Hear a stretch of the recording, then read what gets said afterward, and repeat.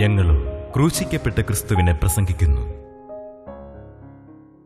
കർത്താവായ യേശുക്രിസ്തുവിൻ്റെ പരിശുദ്ധമായ നാമത്തിൽ നിങ്ങൾക്ക് എല്ലാവർക്കും എൻ്റെ വിനീതമായ വന്ദനം.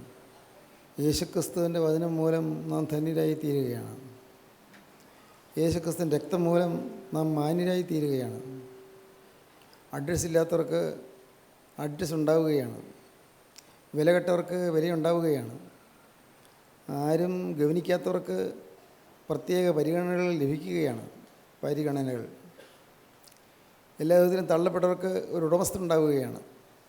ആരോഗ്യമില്ലാത്തവർക്ക് ഒരു നാഥനും കർത്താവും യേശു കർത്താവ് ജീവിതത്തിലേക്ക് വരികയാണ്. സ്തോത്രം. യേശുക്രിസ്തുവിൻ്റെ വചനത്തിൻ്റെ ശക്തി, വചനം, ഈ അത്ഭുത വചനം, ജീവിപ്പിക്കുന്ന വചനം. വചനം ദൈവമാണ്. നാം വായിക്കുന്ന വേദപുസ്തക വാക്യമുണ്ടല്ലോ, ആദിയിൽ വചനം ഉണ്ടായിരുന്നു. ആദിയിലേ ഉള്ളതാണ്. ആദിയിൽ വചനം ഉണ്ടായിരുന്നു. വചനം ദൈവത്തോടുകൂടിയായിരുന്നു. വചനം ദൈവമായിരുന്നു. വചനം ജഡമെടുത്ത്, വചനം ശരീരമെടുത്ത് കൃപയും സത്യവും നിറഞ്ഞവനായി നമ്മുടെ ഇടയിൽ പാർത്തു. അതാണ് കർത്താവായ യേശുക്രിസ്തു. നിത്യനായ ദൈവം, നിത്യപരിശുദ്ധനായ ദൈവം ഒരു പ്രത്യേക കാലയളവിൽ, ഒരു പ്രത്യേക സ്ഥലത്ത്, ഒരു പ്രത്യേക സമയത്ത് ഈ ഭൂമിയിലേക്ക് തിരുവതാരം ചെയ്തു. വലിയൊരു അത്ഭുതമാണ് വാസ്തവത്തിൽ. നിത്യപരിശുദ്ധനായ ദൈവം, ആകാശഗോളങ്ങൾ മെനഞ്ഞവനായ ദൈവം, അണ്ടഘടകത്തിൻ്റെ സൃഷ്ടാവായ ദൈവം, നക്ഷത്രരാശികളെ മെനഞ്ഞ് അതാത് സ്ഥാനത്ത് നിർത്തിയ ദൈവം, നിത്യോന്നതനായ നിത്യപരിശുദ്ധനായ ദൈവം കാലത്തിൻ്റെ ഒരു പ്രത്യേക സമയത്ത് BC-ക്കും AD-ക്കും മധ്യേ, ഭൂമിക്കും ആകാശത്തിനും മധ്യേ ദൈവത്തിന് സ്തോത്രം, ക്രൂശിൽ തൂങ്ങി നിത്യനായ ദൈവം നമ്മുടെ പാപങ്ങൾ വഹിച്ചു. ഇതാണ് സുവിശേഷം. ആ സുവിശേഷം വിശ്വസിക്കുന്നവർക്ക് രക്ഷയുണ്ട്, നിത്യരക്ഷയുണ്ട്. നിങ്ങൾ ഒന്നും ചെയ്യണ്ട. ഒരുപക്ഷെ നിങ്ങൾ ഒരു പ്രാർത്ഥിച്ചില്ലായിരിക്കാം, വേണ്ട. നിങ്ങൾ ഒരുപക്ഷെ നിങ്ങൾ ഉപവാസം അനുഷ്ഠിച്ചില്ലായിരിക്കും, വേണ്ട. ഒരുപക്ഷെ ആർക്കെങ്കിലും ഉപകാരങ്ങളോ സഹായങ്ങളോ മനോഗുണ പ്രവൃത്തികളോ ചെയ്തില്ലായിരിക്കും, സാരമില്ല. നിങ്ങളുടെ ജീവിതത്തിൽ ഈ രക്ഷ നേടാൻ നിങ്ങൾ ഒരു പ്രവൃത്തിയും ചെയ്യണ്ട, ഒരു പുണ്യപ്രവൃത്തിയും ചെയ്യണ്ട, ഒന്നും വേണ്ട. ആകെ വിശ്വസിക്കാനൊരു മനസ്സ്. യേശുക്രിസ്തു നിത്യനായ ദൈവമാണ്. യേശുക്രിസ്തു എനിക്ക് വേണ്ടി ക്രൂശിൽ മരിപ്പാൻ തിരുമനസ്സായ ദൈവമാണ്.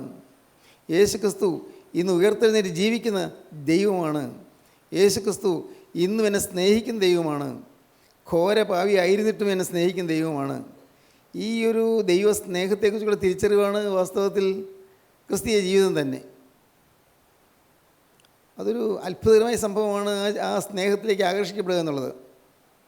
എൻ്റെ പിതാവ് ആകർഷിച്ചിട്ടല്ലാതെ ആർക്കും എൻ്റെ അടുക്കൽ വരാൻ കഴിയുകയില്ലെന്ന് കർത്താവ് പറഞ്ഞു. പിതാവായ ദൈവം ആകർഷിക്കാതെ ആർക്കും വരാൻ പറ്റുകയില്ല.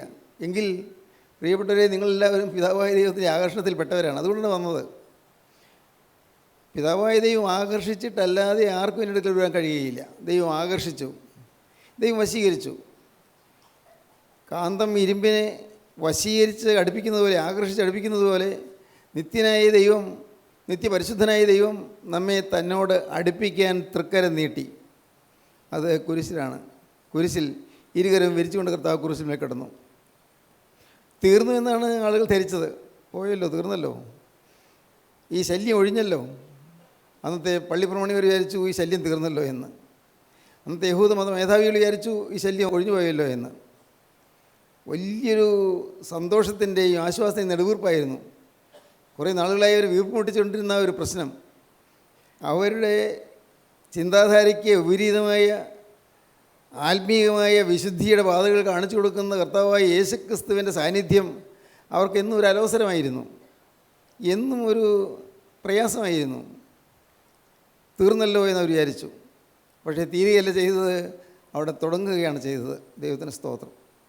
രക്ഷാ പദ്ധതി തുടങ്ങി ക്രൂശിൽ, ഗോകുൽത്തായിൽ. പ്രിയപ്പെട്ടവരെ, ഇതൊക്കെ തത്വങ്ങൾ കേട്ടിട്ട് കാര്യമില്ല. നിങ്ങൾ ചിന്തിക്കണം. എനിക്ക് വേണ്ടി സ്വർഗത്തിൽ ദൈവം ഒരുക്കിയ രക്ഷാ പദ്ധതിയാണ് കുരിശിൽ. ആ യേശു ഇന്നും ജീവിക്കുന്നു, എന്നെ സ്നേഹിക്കുന്നു, എന്നെ വിളിക്കുന്നു, എന്നെ അറിയുന്നു, എൻ്റെ കാര്യങ്ങൾ അറിയുന്നു, എൻ്റെ ആവശ്യങ്ങൾ അറിയുന്നു, എന്നെ സ്നേഹത്തോടെ പേര് ചൊല്ലി വിളിക്കുന്നു, ഓമന പേര് ചൊല്ലി എന്നെ വിളിക്കുന്നു. ഇതൊരു തിരിച്ചറിവാണ്. ആ തിരിച്ചറിവ് നിങ്ങൾ കിട്ടിയാൽ തന്നെ നിങ്ങൾ രക്ഷപ്പെട്ടു. അത് കിട്ടുന്നത് അതൊരു മഹാഭാഗ്യമാണെന്നാണ് ഞാൻ പറയുന്നത്. മഹാഭാഗ്യമാണ്. നാം ഒന്ന് നേടിയെടുക്കുന്നതല്ല ആ ഭാഗ്യം, നാം സമ്പാദിക്കുന്നതല്ല ആ സ്വത്ത്. ആ സ്വത്ത് നമുക്ക് ദൈവം കൊണ്ടുവന്ന് തരുന്ന ദാനമാണ്. ആ ദാനത്തിന് വേണ്ടി നാം കാക്ഷിക്കുക, അതിനുവേണ്ടി ദാഹിക്കുക, അതിനുവേണ്ടി ആഗ്രഹിക്കുക, അതിനുവേണ്ടി പ്രാർത്ഥിക്കുക. കർത്താവേ, ഈ കാര്യങ്ങളെല്ലാം ആത്മീയം തിരിച്ചറിയാൻ എൻ്റെ അകത്തെ കണ്ണം തുറക്കണമേ എന്ന്, അകക്കണ്ണ് തുറന്നു തന്ന് ഈ ആത്മീയമായ രഹസ്യങ്ങൾ തിരിച്ചറിയാനുള്ളൊരു കൃപ എനിക്ക് തരണമേ എന്ന്. ദൈവത്തിന് സ്തോത്രം. ഒന്നും പഠിക്കണമെന്നില്ല, ആത്മീയം പഠിക്കണമെന്നില്ല, വേദപുസ്തകം വായിക്കണമെന്നില്ല. വായിക്കേണ്ടെന്നല്ല കേട്ടോ, വായിക്കേണ്ടെന്നല്ല പറയുന്നത്. വേദപുസ്തകം വായിക്കണമെന്നില്ല. നിങ്ങൾക്ക് രക്ഷപ്പെടാൻ ഒരേ ഒരു വ്യക്തിയുണ്ട്, അത് കർത്താവായ യേശുക്രിസ്തുവാണ്. യേശുക്രിസ്തുവിൻ്റെ സ്നേഹം നിങ്ങൾ വിളിക്കുകയാണ്. ആ സ്നേഹത്തിൻ്റെ ക്രൂസിലെ സ്നേഹത്തിൻ്റെ വെളിയിലേക്ക് നിങ്ങൾ ഓടി അടുക്കുകയാണ്. അപ്പോൾ നിങ്ങൾക്ക് രക്ഷ കിട്ടുകയാണ്. അപ്പോൾ നരകാവകാശിയായ മനുഷ്യൻ സ്വർഗത്തിൻ്റെ അവകാശിയായി മാറുകയാണ്. അതൊരു ഭാഗ്യമല്ലേ? ദൈവത്തിന് സ്തോത്രം. എപ്പോൾ മരിച്ചാലും ഞാൻ ദൈവസന്നിധി ചെല്ലും എന്നുള്ളൊരു ഉറപ്പ് കിട്ടുകയാണ്. അപ്പോൾ എൻ്റെ പാവങ്ങളോ, അയ്യോ പാവങ്ങളുടെ നേരെ വന്നാൽ ഞാൻ എന്തു ചെയ്യും? ഇല്ല. യേശുക്രിസ്തുവിൽ നീ വിശ്വസിക്കുമ്പോൾ അപ്പോൾ എല്ലാ പാപങ്ങളും ക്ഷമിക്കപ്പെടുകയാണ്, എല്ലാം മാറുകയാണ്. അന്ന് ഇസ്രായേൽക്കാർ 600,000-ലേറെ ആളുകൾ മരുഭൂമിയിൽ കൂടി യാത്ര ചെയ്തു പോയല്ലോ. മിസ്രയീമിൽ നിന്ന് കനാനിലേക്ക് മരുഭൂമിയിൽ കൂടിയാണ് പോകുന്നത്. ചെങ്കടൽ കടന്ന് മരുഭൂമിയിൽ പ്രവേശിച്ചു. അവർ സാധാരണ മനുഷ്യരാണ്. അവർക്ക് മടുപ്പ് തോന്നി, അവർക്ക് നീരസം തോന്നി. മോശയോട് തന്നെ, എന്തൊരു കഷ്ടപ്പാട് ഇവിടെ, ഞങ്ങളെ ഈ വരണ്ടുണങ്ങിയ മരുഭൂമിയിൽ കൂടി നടത്തുന്നല്ലോ. വലിയ പ്രതീക്ഷയോടെയാണ് പോകുന്നത്. പാലും തേനും വിടുന്ന കനാൻ ദേശം എന്നൊക്കെ പറഞ്ഞാൽ പുറപ്പെട്ടത്. ഇപ്പോൾ ഇത് കഷ്ടമായല്ലോ. അവർ മോശയ്ക്കെതിരായി പിറുപിറുത്തു. മോശ പാവം എന്തു ചെയ്യും? മോശയ്ക്കെതിരായി അവർ പിറുപിറുത്തു. മോശയ്ക്ക് വല്ലതും ചെയ്യാൻ ഒക്കുമോ? ഇതിന് ഏതെങ്കിലും തരത്തിൽ പ്രതിവിധി ചെയ്യാൻ മോശയ്ക്ക് സാധിക്കില്ലല്ലോ. മോശ കേവലൊരു മനുഷ്യനല്ലേ. പക്ഷെ മോശയ്ക്കൊന്നും സാധിക്കും. മോശ പ്രാർത്ഥിച്ചു, എൻ്റെ കർത്താവേ, ഈ ജനത്തോട് നീ മനസ്സിലെയ്യണമേ. ഈ ജനം മത്സരിക്കുന്നുവല്ലോ. ദൈവം അപ്പോൾ മനസ്സിലും ചെയ്തത് വലിയൊരു അത്യാപത്താണ്. ആ ഇസ്രായേൽ പാളയങ്ങളിൽ കൂടെ എല്ലാം അഗ്നിസർപ്പങ്ങൾ ഇങ്ങനെ എഴഞ്ഞു നടന്നു. അഗ്നിസർപ്പങ്ങൾ മിന്നൽ പോലെ, മിന്നൽ പണ്ട് പോലെ പാമ്പുകൾ ഇങ്ങനെ ഓടി നടന്നു. കാണുന്നവരെല്ലാം കടിച്ചു. കടിച്ചവരെല്ലാം വിഷജ്വാലയേറ്റു. വിഷമേറ്റ് ഓരോരുത്തരും ബോധം കെട്ട് വീണു, മരിക്കാൻ പോവുകയാണ്. അപ്പോഴാണ് മോശ കരഞ്ഞത്, കർത്താവേ, എന്തു വേണ്ടു? ഈ ജനം മരിക്കുന്നല്ലോ. ഇവരെ വിളിച്ചുകൊണ്ടുവരാൻ നീ എന്നെ ഏൽപ്പിച്ചു കർത്താവേ. ഈ ജനം മരിക്കുന്നു, ഞാൻ എന്ത് ചെയ്യും കർത്താവേ? കർത്താവ് പറഞ്ഞു, സാരമില്ല, ഒരു കാര്യം ചെയ്താൽ മതി. ഞാൻ നിനക്കൊരു വചനം തരികയാണ്. പാളയത്തിൻ്റെ മധ്യത്തിൽ നീ ഒരു കൊടിമരം നാട്ടുക. ആ കൊടിമരത്തിൽ പിച്ചള കൊണ്ട് ഒരു പാമ്പിനെ ഉണ്ടാക്കി അതിന്മേൽ കെട്ടിത്തൂക്കുക. ഈ അഗ്നിസർപ്പമല്ലേ കടിക്കുന്നത്, അതുപോലെ ആകൃതിയിൽ ഒരു പാമ്പിനെ അവിടെ കെട്ടിത്തൂക്കുക. ആ കൊടിമരത്തിലേക്ക്, ആ താമര സർപ്പത്തിലേക്ക്, ആ പിച്ചള പാമ്പിലേക്ക് ആരെങ്കിലും ഇതെൻ്റെ വചനമാണെന്ന് വിശ്വസിച്ചുകൊണ്ട് നോക്കിയാൽ മതി. ദൈവത്തിൻ്റെ ആലോചനയാണ്, ദൈവത്തിൻ്റെ വചനമാണ് ഇതിൻ്റെ പിന്നിൽ എന്ന് വിശ്വസിച്ചുകൊണ്ട് നോക്കിയാൽ മാത്രം മതി. വേറെ ഒന്നും ചെയ്യണ്ട. സ്തോത്രം. നീ പറയൂ, ജനത്തോട് പറയൂ, മോശ ആളുകളെ അറിയിച്ചു, നിങ്ങളൊരു കാര്യം ചെയ്താൽ മതി, പേടിക്കേണ്ട, അഗ്നിസർപ്പത്തിന് റെഡിയായിട്ട് വിഷമിക്കേണ്ട, നിങ്ങളാരും ചത്തു വീഴേണ്ട കാര്യമില്ല. നിങ്ങൾ നോക്കൂ, അവിടെ പിച്ചളപ്പാമ്പിനെ കെട്ടി തൂക്കിയിരിക്കുന്നു. ആ പിച്ചളപ്പാമ്പിലേക്ക് നിങ്ങൾ നോക്കൂ. അഗ്നിസർപ്പത്തിൻ്റെ കടിയേറ്റവരെല്ലാം നോക്കൂ താമര സർപ്പത്തിലേക്ക്. സ്തോത്രം. അവർ നോക്കി. മോശ അവർക്ക് വിശ്വാസമാണ്. മോശ വിശ്വസിക്കാൻ കൊള്ളാവുന്നൊരു വ്യക്തിയാണെന്ന് അവർക്ക് മനസ്സിലായി, അവർക്കറിയാം. അതുകൊണ്ടാണല്ലോ മോശ പറഞ്ഞപ്പോൾ പുറപ്പെട്ടത്. അവർ നോക്കി. പക്ഷെ ചിലരൊക്കെ മടിച്ചില്ലേ എന്ന് സംശയം. വേദപുസ്തകം അങ്ങനെ പറയുന്നില്ല. ചിലരൊക്കെ മടിച്ചു. പക്ഷെ എന്താ ഈ പറയുന്നത്? മോശയ്ക്കൊരു സയൻറ്റിഫിക് നോളജ് ഇല്ല, ശാസ്ത്രീയമായ ഒരു അറിവൊന്നുമില്ല. പഴഞ്ചൻ സിദ്ധാന്തങ്ങൾ വെച്ചുകൊണ്ടിരിക്കുന്നു. എങ്ങനെയാണ് മനുഷ്യൻ്റെ ശരീരത്തിൽ വിഷം കയറിയാൽ, അവൻ്റെ കോശങ്ങളിലെല്ലാം വിഷം നിറഞ്ഞാൽ, രക്തധമനികളിൽ കൂടി വിഷം പ്രവഹിച്ചാൽ മനുഷ്യൻ മരിച്ചു പോകുന്നത് സ്വാഭാവികമല്ല. അതിന് അങ്ങോട്ട് നോക്കിയാൽ ഇവിടുത്തെ വിഷം പോകുന്നത് എങ്ങനെയാണ്? ഒരു കുത്തിവയ്പ്പ് എടുക്കുകയോ അതല്ലെങ്കിൽ എന്തെങ്കിലും വായിൽ ഒഴിക്കാൻ മരുന്ന് കൊടുക്കുകയോ അല്ലെങ്കിൽ പിടിച്ച് തിരുമുകയോ എന്തെങ്കിലുമൊക്കെ ആണെങ്കിൽ മാറിയേക്കും. ഇത് വെറുതെ ചുമ്മാ ഒരു പിച്ചള പാമ്പിലേക്ക് അങ്ങ് ദൂരെ മുകളിൽ കെട്ടി തൂക്കി പാമ്പിലേക്ക് നോക്കി അങ്ങനെ രക്ഷ കിട്ടും. അങ്ങനെ സംശയിച്ചവരുണ്ട്. അവർ നോക്കാൻ കൂട്ടാക്കിയില്ല. അവർ ബോധം മറിഞ്ഞ് ഇങ്ങനെ പോവുകയാണ്, മരിക്കാൻ പോവുകയാണ്, മരിക്കാൻ തുടങ്ങുകയാണ്. അടുത്ത കൂടാരത്തിലുള്ളവൻ, രക്ഷ കിട്ടിയവൻ, അങ്ങോട്ട് നോക്കി വിഷത്തിൻ്റെ ബാധയിൽ നിന്ന് മോചനം കിട്ടിയവൻ, അവൻ ഓടി വന്നു. സ്നേഹിത, നീ മരിക്കേണ്ട ആവശ്യമില്ല, അങ്ങ് നോക്കിയാൽ മതി, അങ്ങോട്ട് നോക്കിയാൽ മതി, നീ ഒന്നും ചിന്തിക്കേണ്ട, ബുദ്ധി കൊണ്ടൊന്നും ആലോചിക്കേണ്ട. നീ വെറുതെ നോക്കൂ, ദൈവത്തിൻ്റെ വചനമല്ലേ, നിത്യനായ ദൈവത്തിൻ്റെ വചനമാണത്. ആ പിച്ചളപ്പാമ്പിൻ്റെ മേന്മയല്ല, അതല്ലെങ്കിൽ കൊടിമരത്തിൻ്റെ മേന്മയല്ല, ഇതിൻ്റെ പിന്നിൽ ദൈവത്തിൻ്റെ ഒരു വചനമുണ്ട്. ആ വചനം നീ വിശ്വസിച്ചുകൊണ്ട് നീ അങ്ങോട്ട് നോക്കൂ. പാവം ബോധം കെട്ടിങ്ങനെ താണു പോകുമ്പോഴേക്കും ഏറ് കണ്ടിട്ടുകൊണ്ട് അവൻ ആ പിച്ചളപ്പാമ്പിലേക്ക് നോക്കി. പെട്ടെന്ന് അവന് ജീവൻ വന്നു. എന്തൊരു അത്ഭുതം! അവൻ നല്ല ചടുലതയോടെ ചാടി എഴുന്നേറ്റു. അടുത്ത പാളയത്തിലേക്ക് ഓടി. സ്നേഹിതരെ, നിങ്ങൾ മരിക്കേണ്ട ആവശ്യമില്ല, ദാണ്ടേ അവിടെ ഒരു പിച്ചള കൊണ്ടൊരു സർപ്പത്തെ ഉണ്ടാക്കി തൂക്കിയിരിക്കുക, അങ്ങോട്ട് നോക്കിയാൽ മതി, രക്ഷപ്പെടാൻ പേടിക്കണ്ട, അഗ്നിസർപ്പത്തെക്കുറിച്ച് നിങ്ങൾ ഭയപ്പെടുകയേ വേണ്ട പറഞ്ഞു. അവരും രക്ഷപ്പെട്ടു. അടുത്ത കൂടാരത്തിലേക്ക് ഓടി. ഓരോ കൂടാരത്തിലേക്ക് അവർ ഓടി ഓടി നടന്ന് അവർ ഈ ഉയർത്തപ്പെട്ട ദൈവത്തിൻ്റെ വചനമാകുന്ന ആ വചനത്തിൻ്റെ പിൻബലമുള്ള ആ സർപ്പത്തിലേക്ക് അവർ നോക്കിയവർ രക്ഷപ്പെട്ടു. ദൈവത്തിന് സ്തോത്രം. ലളിതമാണ്, രക്ഷ ലളിതമാണ്. പിശാചിൻ്റെ കടിയേറ്റ് പാപത്തിൻ്റെ ബന്ധത്തിൽപ്പെട്ട അനേകം ആളുകളുണ്ട്. നമ്മൾ അനേകരും അങ്ങനെയല്ലേ?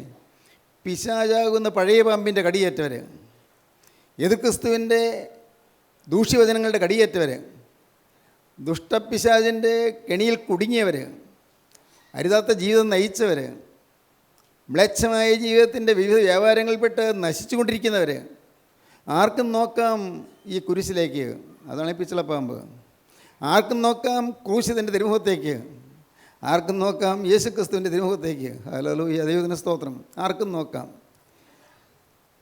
സകല ഭൂസീമാവാസികളുമായുള്ളവരെ നിങ്ങൾ എങ്കിലേക്ക് തിരിഞ്ഞ് രക്ഷപ്പെടുകയും ഞാനല്ലാതെ വേറെ ദൈവമില്ലല്ലോ എന്ന് യെശയ്യാവ് പറഞ്ഞു. സകല ഭൂസീമാവാസികളുമായുള്ളവരെ നിങ്ങൾ എങ്കിലേക്ക് തിരിഞ്ഞ് രക്ഷപ്പെടുകയും ഞാനല്ലാതെ വേറെ ദൈവമില്ലല്ലോ. നോക്കി രക്ഷപ്പെടണം, വിശ്വസിച്ച് നോക്കി രക്ഷപ്പെടണം. വിശ്വാസം.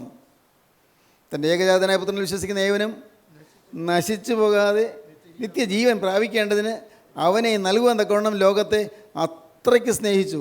സ്തോത്രം. ദൈവം എന്നെ അത്രയ്ക്ക് സ്നേഹിച്ചു. സ്തോത്രം. പ്രിയപ്പെട്ടവരെ, ഇതാണ് സുവിശേഷം. വേറൊരു സുവിശേഷം ഇല്ല.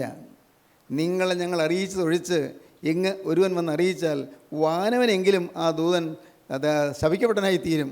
പൗലോസ് പറഞ്ഞതാണ്. ഞങ്ങൾ നിങ്ങൾക്ക് തന്ന ഈ ഉപദേശമുണ്ടല്ലോ, ഈ നിർമ്മല സുവിശേഷത്തിൻ്റെ ഉപദേശം, അതല്ലാതെ വേറെ ഏതെങ്കിലും വഴിയിലേക്ക് തെറ്റിച്ചു പോയാൽ നിങ്ങൾ ശപിക്കപ്പെട്ടവരായി തീരും. നിങ്ങളെ ഞങ്ങൾ ഒഴിച്ച് മറ്റൊരുവൻ വന്ന് അറിയിച്ചാൽ വാനം സ്വർഗീയനാണെങ്കിൽ പോലും മാലാഖയാണെങ്കിൽ പോലും അവൻ ശപിക്കപ്പെട്ടവനാണ്. ദൈവത്തിന് സ്തോത്രം. അതുകൊണ്ട് പ്രിയപ്പെട്ടവരെ, ഒരു ഉപദേശമാണ് നമുക്ക് കിട്ടിയത്, ഒരു വചനമാണ് നമുക്ക് കിട്ടിയത് വചനമാകുന്ന ക്രിസ്തുവിനെയാണ്. ഈ വചനമാകുന്ന ക്രിസ്തുവിനെ നിങ്ങൾ സ്വീകരിച്ചാൽ നിങ്ങൾക്ക് എല്ലാവർക്കും രക്ഷപ്പെടാം. സ്തോത്രം. അതെന്തൊരു ഭാഗ്യമാണത്. പ്രിയപ്പെട്ടവരെ, നിങ്ങൾക്ക് എല്ലാവർക്കും രക്ഷപ്പെടാം. എത്ര ക്രൂരപാതകിക്കും രക്ഷപ്പെടാം, എത്ര കഠിനഹൃദയനും രക്ഷപ്പെടാം, ജീവിതം താറുമാറാക്കി കളഞ്ഞവർക്കും രക്ഷപ്പെടാം. എല്ലാം ആരെന്തുമാകട്ടെ, എല്ലാവർക്കും രക്ഷപ്പെടാനുള്ളൊരു വഴി ഇതാ തുറന്നിരിക്കുന്നു. അതാണ് ജീവനുള്ള വഴിയായി തുറന്നെന്ന് എബ്രായലേഖന കർത്താവ് പറയുന്നത്. ജീവനുള്ള പുതുവഴി, ജീവനുള്ളൊരു പുതിയ വഴി നമുക്ക് വേണ്ടി തുറന്നിരിക്കുന്നു. സ്തോത്രം. ദൈവത്തിൻ്റെ വലിയ നാമം മഹത്വപ്പെടട്ടെ. ഈ വഴിയിലേക്ക് പ്രവേശിക്കാനാണ് കർത്താവിൻ്റെ ശിഷ്യന്മാരെ അഭ്യസിപ്പിച്ചത്. ഈ വഴിയിൽ കൂടി നടത്താനാണ് കർത്താവ് ശിഷ്യന്മാരെ അഭ്യസിപ്പിച്ചത്. എന്നാൽ നിർഭാഗ്യവശാൽ കർത്താവ് അഭ്യസിപ്പിച്ച ആ 12 സ്ലീഹന്മാരിൽ ഒരാൾ കർത്താവ് ഒറ്റിക്കൊടുത്തു. അവന് തൽക്കാലം 30 വെള്ളിക്കാശ് കിട്ടിയിരിക്കട്ടെ എന്ന് വിചാരിച്ചു. കാശ് കർത്താവ് ഒറ്റിക്കൊടുത്തു. അവൻ വിചാരിച്ചത് യേശുവിനെ കാര്യം കർത്താവ് അങ്ങനെ പറഞ്ഞാലും യേശുവിനെ ഒറ്റിക്കൊടുത്താൽ രൂപ കിട്ടുമല്ലോ. അപ്പോൾ യേശു ഏതായാലും അത്ഭുത പുരുഷനാണ്, മരിച്ചവർ ഉയർപ്പിക്കുന്നവനാണ്. അതുകൊണ്ട് യേശുവിനെ യഹൂദന്മാരെന്ന് പിടിക്കുകയൊന്നുമില്ല, യേശുവിനെ ഒന്നും ചെയ്യില്ല, എനിക്ക് കയ്യിൽ കാശ് കിട്ടുകയും ചെയ്യും. കൊള്ളാമല്ലോ, നല്ല പരിപാടി. അവൻ വിചാരിച്ചു, കാശ് മേടിച്ചു, അവൻ യേശുവിനെ ഒറ്റിക്കൊടുത്തു. ദൈവത്തിന് സ്തോത്രം. ഭയത്തോട് പറയട്ടെ, ഇന്ന് പൈസയ്ക്ക് വേണ്ടി യേശുവിനെ ഒറ്റിക്കൊടുക്കുന്ന അനേക സുവിശേഷന്മാരുണ്ട്. പൈസ സമ്പാദിക്കാൻ വേണ്ടി യേശുവിനെ ഒറ്റിക്കൊടുക്കുന്ന അനേകം സുവിശേഷ വേലക്കാരുണ്ട്. പൈസയ്ക്ക് വേണ്ടി പ്രസംഗങ്ങൾ നടത്തുന്ന വേലക്കാരുണ്ട്. സ്തോത്രം. അനേകർ. ദൈവത്തിന് സ്തോത്രം. ഒരു ശിഷ്യൻ അങ്ങ് ഒറ്റിക്കൊടുത്തു. വേറൊരു ശിഷ്യൻ ഏറ്റവും മുൻപന്തിയിൽ നിർത്തിയിരുന്ന ഒരാൾ, പത്രോസ്, ഇവന് ഞാൻ അറിയുന്നില്ല, നിങ്ങൾ പറയുന്നത് എനിക്ക് മനസ്സിലാകുന്നില്ല. അല്ല, നീയും ആ കൂട്ടത്തിലുള്ളതാണല്ലോ. അല്ലെന്നേ, ഞാൻ അറിയുന്നില്ല.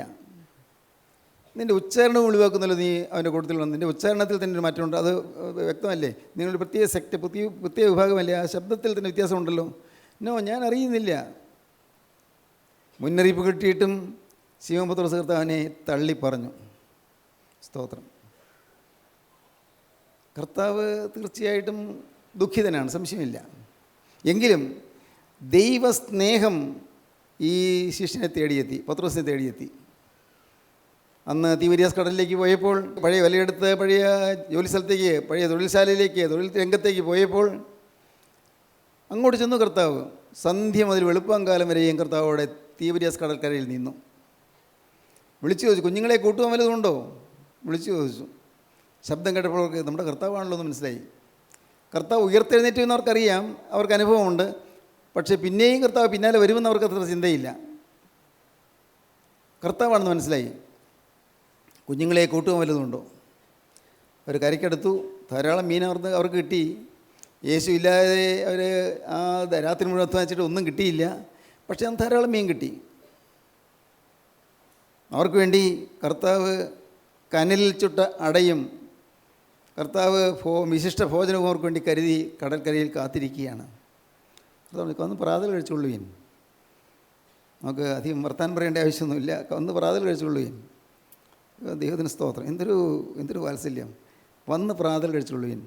തള്ളിപ്പറഞ്ഞവനെയും വിളിച്ച് ഭക്ഷണശാലയിൽ ഇരുത്തുന്ന ദൈവ സ്നേഹം, തള്ളിപ്പറഞ്ഞവനെയും വിളിച്ച് സ്വീകരിക്കുന്ന ദൈവിക സ്നേഹം, പാപത്തിൽ അകപ്പെട്ടു പോയവനെയും തിരികെ ഏറ്റെടുക്കുന്ന ദൈവത്തിൻ്റെ സ്നേഹം. സ്തോത്രം. ദൈവത്തിൻ്റെ സ്നേഹം. പ്രിയപ്പെട്ടവർ, ആ സ്നേഹമല്ലായിരുന്നെങ്കിൽ നമ്മളൊക്കെ രംഗത്ത് നിൽക്കുമായിരുന്നു. എത്ര പ്രാവശ്യം മനസ്സ് മടുത്തു പോയിട്ടുണ്ട്, എത്ര പ്രാവശ്യം നിരാശ വന്നു പോയിട്ടുണ്ട്, എത്ര പ്രാവശ്യം പഴയ പാപത്തിലേക്ക് പോകാനുള്ള ഇച്ഛകൾ പക്ഷേ മനസ്സിൽ വന്നിട്ടുണ്ട്, എത്ര പ്രാവശ്യം പഴയ ചിന്തകൾ, പാപത്തിൻ്റെ ചിന്തകൾ നിങ്ങളെ അലട്ടിയിട്ടുണ്ട്, എത്ര പ്രാവശ്യം നിങ്ങളുടെ ജീവിതത്തിൽ തെറ്റുകളെല്ലാം ഏറ്റുപറഞ്ഞ് വീഴ്ചയാണെങ്കിലും പിന്നെയും മോഷണവും സൂത്രവും കൗശലവും വ്യാജവും ചതിവും വന്നിട്ടുണ്ട്. എത്ര പ്രാവശ്യം നിങ്ങളുടെ ജീവിതത്തിൽ നുണ വന്നിട്ടുണ്ട്, ഇല്ലേ? എന്നിട്ടും കർത്താവ് സ്നേഹിക്കുന്നു. വന്ന് പ്രാതൽ കഴിച്ചുകൊള്ളുകയും ആഹാരം ഒരുക്കിയിരിക്കുന്നു. വിശിഷ്ട ഭോജനശാലയിൽ ആഹാരം ഒരുക്കിയിരിക്കുന്നു. ദൈവത്തിന് സ്തോത്രം. എൻ്റെ സഹോദരങ്ങളെ, കർത്താവായ യേശുവിൻ്റെ രണ്ടാമത്തെ വരവിൽ അവൻ്റെ ഭോജനശാലയിൽ മണവാളിനോടൊപ്പം ഇരിക്കുന്ന മണവാട്ടിയായി നാം എല്ലാവരും കാണപ്പെടണമെന്നാണ് കർത്താവിൻ്റെ ആഗ്രഹം. ഇവിടെ വന്നിരിക്കുന്ന ഒരൊറ്റ കുഞ്ഞു പോലും, ഇന്ന് ഈ വാക്കുകളെ കേൾക്കുന്ന ഒരൊറ്റ വ്യക്തി പോലും ഇതിൽ നന്യയായി പോകരുത് എന്ന് കർത്താവ് ആഗ്രഹിക്കുന്നു. അതുകൊണ്ട് കർത്താവ് ദാഹത്തോടെ നിങ്ങൾ സംസാരിക്കുന്നു. സ്തോത്രം, സ്തോത്രം. ദാഹത്തോടെ, സ്നേഹത്തോടെ, വാത്സല്യത്തോടെ. ആ സ്വരത്തിൽ എന്തൊരു കുഞ്ഞുങ്ങളെ കൂട്ടുവാൻ വല്ലതുമുണ്ടോ? വന്ന് പ്രാതൽ കഴിച്ചുകൊള്ളുവീൻ. സ്തോത്രം.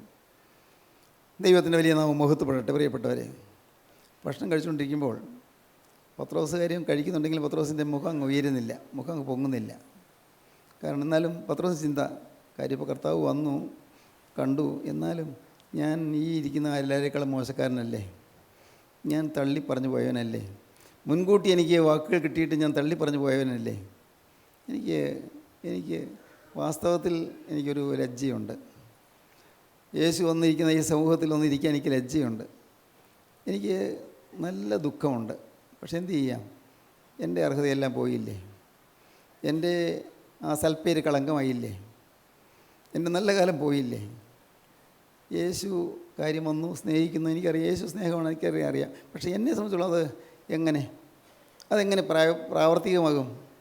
ഇങ്ങനെ മനസ്സപ്പം ചഞ്ചലിച്ചുകൊണ്ടിരിക്കുമ്പോൾ യേശു വന്ന് പത്രോസിന് തോളിൽ പിടിച്ചു. പത്രോസ് ഞെട്ടിപ്പോയി. പത്രോസ് ചാടി എഴുന്നേറ്റു. യേശു പത്രോസിനെ തോളത്ത് കൈയിട്ടുകൊണ്ട് തിരിച്ച് കുറച്ചങ്ങോട്ട് നീക്കിക്കൊണ്ടുപോയി. ദൈവത്തിന് സ്തോത്രം. ആ കൂട്ടത്തിൽ നിന്ന് പത്രോസിനെ വേറിട്ട് വിളിച്ച് കൂട്ടിക്കൊണ്ടുപോയി. എന്നിട്ട് പത്രോസിൻ്റെ കണ്ണുകളിലേക്ക് കർത്താവ് നോക്കി.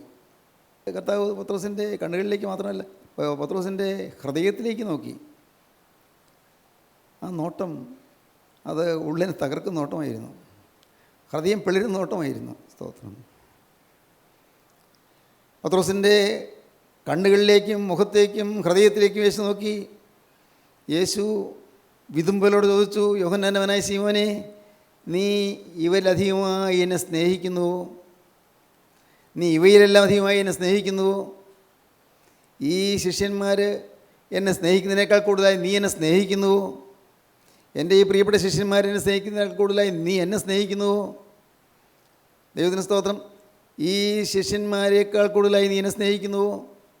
ഈ പടകിനെയും വലയെയും ജോലിയെയും തൊഴിലിനെയും വിട്ട് അതിനേക്കാൾ എല്ലാം ഉപരിയായി നീ എന്നെ സ്നേഹിക്കുന്നുവോ? യോഹന്നാന്റെ മകനായ ശീമോനെ, നീ ഇവരിലധികമായി എന്നെ സ്നേഹിക്കുന്നുവോ? എല്ലാവരേക്കാളും അധികമായി സ്നേഹിക്കുന്നു എന്നാണ് കർത്താവ് ചോദിക്കുന്നത്. പ്രിയപ്പെട്ടവരെ, ദൈവത്തിന് സ്തോത്രം. പിന്നീട് ഈ പത്രോസിൻ്റെ ജീവിതകാലത്ത് പത്രോസ് എന്നും കോഴി കൂകുമ്പോൾ ഞെട്ടി ഉണരും, ഏങ്ങലടിച്ചു കൊടുക്കും, കരഞ്ഞു കൊടുക്കും. പത്രോസ് താമസിക്കുന്ന വീട്ടിൽ നിന്ന് പുറത്തേക്കിറങ്ങി ഒരു വെളിമ്പറമ്പിൽ ശാന്തമായി മൗനിയായിരുന്നുകൊണ്ട് കരയാൻ തുടങ്ങും. ഇതുപോലെ എളുപ്പംകാലത്താണല്ലോ ഞാൻ എൻ്റെ യേശുവിനെ തള്ളി പറഞ്ഞത്. എന്നിട്ട് യേശു എന്നെ സ്നേഹിച്ചല്ലോ, എങ്കിലും എന്നെ വിട്ട് കളഞ്ഞില്ലല്ലോ. ദൈവത്തിന് സ്തോത്രം. പത്രോസ് ഇരുന്ന് കരയും. കരഞ്ഞ് ആ കണ്ണീരൊഴുകി പത്രോസിൻ്റെ ഈ കവിൾത്തടം 2 കവിളിലും കൺകോണുകളിൽ നിന്ന് കണ്ണീര് ഒഴുകി അവിടെ 2 ചാലുണ്ടായി എന്ന് പിതാക്കന്മാർ പറയുന്നു. 2 ചാലുണ്ടായി പോലും. ദൈവത്തിന് സ്തോത്രം. ഇന്ന് തോർക്കുമ്പോൾ കരയും പ്രഭാതകാലത്ത്. ദൈവത്തിന് സ്തോത്രം. പ്രിയപ്പെട്ടവരെ, ദൈവത്തിൻ്റെ വലിയ നാമം മഹത്വപ്പെടട്ടെ. പത്രോസ് കർത്താവിൻ്റെ ശബ്ദം കേട്ടൊന്ന് ഞെട്ടി. നീ ഇവരിലധികമായി എന്നെ സ്നേഹിക്കുന്നുവോ? ഇവയിലധികമായി. ഇവരെല്ലാവരും എന്നെ സ്നേഹിക്കുന്നതിനേക്കാൾ കൂടുതലായി നീ എന്നെ സ്നേഹിക്കുന്നുവോ? ഇവരെല്ലാവരേക്കാളും കൂടുതലായി നീ എന്നെ സ്നേഹിക്കുന്നുവോ? എല്ലാറ്റിനേക്കാളും കൂടുതലായി നീ എന്നെ സ്നേഹിക്കുന്നുവോ? എല്ലാറ്റുപരിയായ ദൈവസ്നേഹം. എൻ്റെ പ്രിയ സഹോദരങ്ങളെ, ഞാനൊരു കാര്യം നിങ്ങളോട് പറയാം. ഈ സ്നേഹം കണ്ടെത്തിയാൽ നമ്മുടെ അപ്പനേക്കാൾ കൂടുതലായി, അമ്മയേക്കാൾ കൂടുതലായി, ഭർത്താവിനേക്കാൾ കൂടുതലായി, ഭാര്യയേക്കാൾ കൂടുതലായി, മക്കളേക്കാൾ കൂടുതലായി നാം യേശുവിനെ സ്നേഹിച്ചു പോകും. സ്തോത്രം. ദൈവത്തിന് സ്തോത്രം. എൻ്റെ അപ്പനും അമ്മയും എന്നെ ഉപേക്ഷിച്ചിരിക്കുന്നുവെങ്കിൽ യഹോവ എനിക്ക് തുണ നിൽക്കും. എൻ്റെ അപ്പനും അമ്മയും എന്നെ ഉപേക്ഷിച്ചിരിക്കുന്നു, യഹോവ എനിക്ക് കൃപ നൽകും. സ്തോത്രം. പ്രിയപ്പെട്ടവരെ, നിങ്ങൾ വിശ്വസിക്കൂ, എല്ലാവരേക്കാളും കൂടിയൊരു സ്നേഹം. ഭൂമിയിലെ മനുഷ്യർക്കുള്ള സ്നേഹത്തിന് ചില പരിമിതികളുണ്ട്. ഈ ഭൂമിയിലുള്ള ആളുകൾക്ക് അവരുടെ സ്നേഹത്തിന് ചില അതിരുകളുണ്ട്. എന്നാൽ കർത്താവായ യേശുക്രിസ്തു സ്നേഹത്തിന് അതിരില്ല. ഈ സ്നേഹത്തിൻ്റെ മാധുര്യം അനുഭവിച്ചുകൊണ്ടാണ് ഞാൻ നിങ്ങളോട് പറയുന്നത്. ആ ദിവ്യ സ്നേഹം, മറക്കുന്ന സ്നേഹം, പൊറുക്കുന്ന സ്നേഹം, വാരിയെടുക്കുന്ന സ്നേഹം, വാരി പുണരുന്ന സ്നേഹം, അശുദ്ധനെ വിശുദ്ധീകരിക്കുന്ന സ്നേഹം, മഹാഭാവിയെ പരിശുദ്ധന്മാരിൽ ഒരുത്തനായി മാറ്റുന്ന സ്നേഹം. സ്തോത്രം. ഈ സ്നേഹത്തെ കാണിക്കാൻ തുടങ്ങിയാൽ തീരില്ല. സ്നേഹം, നിത്യഗാധ സ്നേഹം, നിത്യമാം സ്നേഹം. ദൈവത്തിന് സ്തോത്രം. പ്രിയപ്പെട്ടവരെ, ഇന്ന് നിങ്ങളിരിക്കുന്നിടത്ത് ആ സ്നേഹം നിങ്ങളുടെ ഹൃദയത്തിലൊന്ന് മുട്ടുകയാണ്. മോനെ, നിൻ്റെ ഹൃദയം എനിക്ക് തുറന്നു തരാമോ?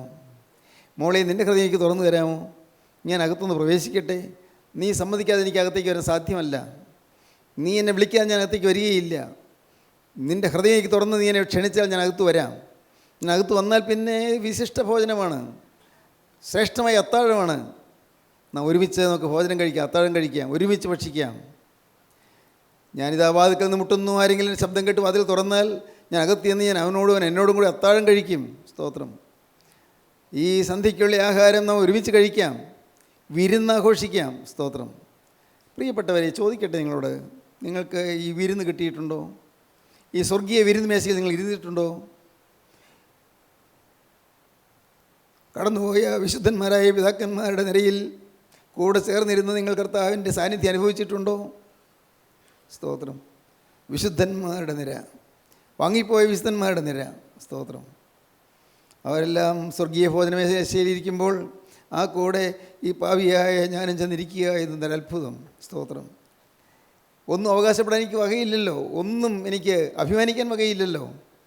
തിരിഞ്ഞു നോക്കിയാൽ ലജ്ജിക്കാനേ ഉള്ളൂ. കർത്താവേ, ജീവിതത്തിലേക്ക് തിരിഞ്ഞു നോക്കിയാൽ എനിക്ക് അപമാനഭാരം കൊണ്ട് ലജ്ജിക്കാനേ ഉള്ളൂ, എനിക്ക് അനുഭവിക്കാനേ ഉള്ളൂ. എന്നാൽ നാഥ, നീ ഇന്ന് എന്നെ തേടി എൻ്റെ അരികിലേക്ക് വന്നിരിക്കുന്ന ഈ സമയത്ത് ഞാനിതാ എൻ്റെ ഹൃദയം നിനക്ക് തുറന്നു വരുന്നു.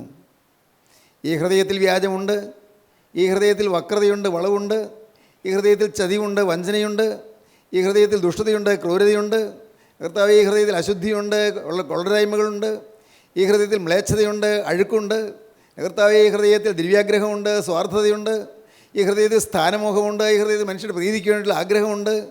എൻ്റെ യേശുവേ, ഈ ലോകത്തിന് അടിമയായി ഞാൻ ഇതുവരെയും ജീവിച്ചു. അങ്ങനെയുള്ള എന്നെയും നീ സ്നേഹിച്ച് നീ എൻ്റെ അരികിലേക്ക് വന്നിരിക്കുന്നല്ലോ. നീ എനിക്ക് വേണ്ടി പേർ ചൊല്ലി വിളിക്കുന്നല്ലോ, ഓമന പേർ ചൊല്ലി വിളിക്കുന്നല്ലോ. ഞാനിതാ നിൻ്റെ അരികിലേക്ക് വരുന്നു. ഹല്ലേലൂയ, ദൈവത്തിന് സ്തോത്രം. ഇപ്പോൾ നിങ്ങൾ ഓടി അണയുവീൻ യേശുവിൻ്റെ അരികിലേക്ക്, ഓടി വരുവീൻ യേശുവിൻ്റെ തിരുമുമ്പാകെ. യേശുവിനോട് നിങ്ങൾ പറയുവീൻ, കർത്താവേ, എൻ്റെ ഈ നിസ്സാരമായ ഹൃദയം നാഥ, ഇപ്പോൾ ഞാൻ നിനക്ക് തുറന്നു തരികയാണ്. പൂർണ്ണ മനസ്സോടെ ഞാൻ വിട്ടു തരികയാണ്. ഇനി എൻ്റേത് എന്ന് പറയാൻ ഒന്നുമില്ല. എൻ്റേതെന്ന് ഞാൻ കരുതിയിരുന്നെല്ലാം നിൻ്റേതാക്കി ഞാൻ മാറ്റിയിരിക്കുകയാണ്. എൻ്റെ പേരിലുണ്ടായിരുന്ന അക്കൗണ്ട് എല്ലാം നിൻ്റേതാക്കിയിരിക്കുന്നു. കർത്താവേ, നിൻ്റെ പേരിൽ അക്കൗണ്ട് എനിക്ക് എൻ്റെ പേരിലേക്ക് ആക്കി തന്നിരിക്കുന്നു. ഞാനത് വിശ്വസിക്കുന്നു. കർത്താവേ, ഞാൻ ഈ ഭൂമിയിൽ പലതരത്തിലും അക്കൗണ്ട് ഇല്ലാത്തവനാണ്. അക്കൗണ്ട് ഉള്ള അക്കൗണ്ടിൽ ഒരു പൈസയും ഇല്ലാത്തവനാണ്. ബാങ്കിൽ അക്കൗണ്ടുണ്ട്, പക്ഷേ പൈസയില്ല. പൈസ തീർന്നു പോയി. ഞാനൊരു കടക്കാരനാണ്, ഞാൻ പാപ്പരാണ്. കർത്താവേ, എന്നാൽ എൻ്റെ ഈ ഒന്നുമില്ലാത്ത അക്കൗണ്ട് നിൻ്റെ പേരിലേക്ക് ഞാൻ മാറ്റം ചെയ്തിരിക്കുന്നു. എൻ്റെ നാഥ, നിൻ്റെ പേരിൽ അക്കൗണ്ട് എൻ്റെ പേരിലേക്ക് നീ മാറ്റം തന്നു. അതുകൊണ്ട് ഇപ്പോൾ ഞാൻ സർവ്വസമ്പന്നനാണ്. ഹല്ലേലൂയ, ദൈവത്തിന് സ്തോത്രം. യേശുവിൻ്റെ പേരിലുള്ള അക്കൗണ്ടിൽ ഏതാണ് ധനം? യേശുവിൻ്റെ പേരിലുള്ള അക്കൗണ്ടിലുള്ള ധനം വിശുദ്ധിയാണ്. യേശുവിൻ്റെ പേരിലുള്ളതായ അക്കൗണ്ടിൽ, സ്വർഗീയ നിക്ഷേപത്തിൽ അവിടെയുള്ള ധനം എന്താണ്? അത് സ്നേഹമാണ്. യേശുവിൻ്റെ അക്കൗണ്ടിലുള്ളതായ ആ സ്വർഗീയ നിധി എന്താണ്? അത് പാപിയെ സ്നേഹിക്കുന്ന ദിവ്യസ്നേഹമാണ്. എൻ്റെ കർത്താവേ, യേശുവിൻ്റെ അക്കൗണ്ടിലുള്ളതായ സ്നേഹത്തിൻ്റെ ആ വലിയ അത്ഭുതം എന്താണ്? സ്വർഗം എനിക്ക് തരുന്നു എന്നുള്ളതാണ്. എൻ്റെ നരകവിനിൽ ഒഴിവാക്കി സ്വർഗം എനിക്ക് തരുന്നു. കർത്താവേ, നിൻ്റെ അക്കൗണ്ട് എൻ്റെ പേരിലേക്ക് മാറ്റുന്നു, എൻ്റെ അക്കൗണ്ട് നിൻ്റെ പേരിലേക്ക് മാറ്റുന്നു. അത് നീ ചെയ്യുന്ന കൃപയാണ്. മാറ്റുന്നത് ഞാനല്ല, നീയാണ്. എൻ്റെ അക്കൗണ്ടെല്ലാം നീ ഏറ്റെടുത്തു. ദൈവത്തിന് സ്തോത്രം. എൻ്റെ അക്കൗണ്ടിൽ പൈസ ഒന്നുമില്ല, ഞാൻ ദരിദ്രനാണ്. കർത്താവേ, എൻ്റെ അക്കൗണ്ട് നിൻ്റെ പേരിലേക്ക് മാറ്റി, നിൻ്റെ അക്കൗണ്ട് എൻ്റെ പേരിലേക്ക് നീ മാറ്റി തന്നു. ഇപ്പോൾ ഞാൻ ധനികനാണ്, ഞാൻ സമ്പന്നനാണ്. ഹല്ലേലൂയ, ദൈവത്തിന് സ്തോത്രം. ഇന്ന് ഈ സമയത്ത് നിങ്ങൾ ഓരോരുത്തരും നിങ്ങളുടെ ജീവിതത്തിൻ്റെ അക്കൗണ്ട് വിട്ടുകൊടുക്കുക. കർത്താവേ, എൻ്റെ ജീവിതത്തിൻ്റെ അക്കൗണ്ട് അത് ദാരിദ്ര്യമാണ്. അവിടെ അശുദ്ധിയുണ്ട്, അവിടെ തിന്മയുണ്ട്, അവിടെ ദുഷ്ടതയുണ്ട്, അവിടെ ക്രൂരതയുണ്ട്, അവിടെ കഠിന ഹൃദയമുണ്ട്, അവിടെ വഞ്ചനയുണ്ട്, അവിടെ അശുദ്ധിയുണ്ട്, അവിടെ തിന്മയുണ്ട്. എൻ്റെ കർത്താവേ, എല്ലാ വഷളത്വമുണ്ട്. എൻ്റെ കർത്താവേ, മറ്റുള്ള വിധിക്കുന്ന സ്വഭാവമുണ്ട്, വാവിഷ്ഠാനമുണ്ട്, ദ്രവ്യാഗ്രഹമുണ്ട്, സ്വാർത്ഥതയുണ്ട്. എൻ്റെ അക്കൗണ്ടിൽ ഇതെല്ലാം ഉള്ളത്.